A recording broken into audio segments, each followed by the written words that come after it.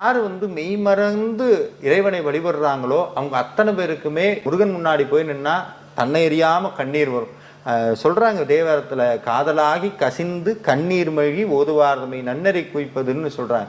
இந்த கண்ணீர்ல ரெண்டு கண்ணீர் இருக்கு. ஆனந்த கண்ணீர், அழுகையில சோகத்துல வர கண்ணீர். சோகத்துல வர கண்ணீர் பார்த்தீங்கன்னா உப்பு கரிக்கும், ஆனந்தத்துல வர கண்ணீர் இனிக்கும். அப்ப சுவாமி முன்னாடி நம்மளுக்கு பெருக்கிறது ஆனந்த கண்ணீர்.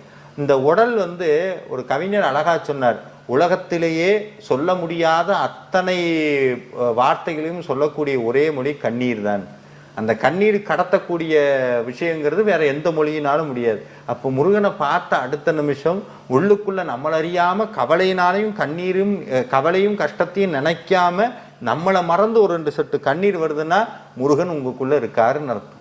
உங்களுக்குள்ள பக்தி கணிஞ்சிருச்சுன்னு அர்த்தம். இந்த ஆத்மா பரிபக்குவமாய் அடுத்த நிலைமைக்கு முருகன் கூட்டிட்டு போறதுக்கு உண்டான அடையாளம்.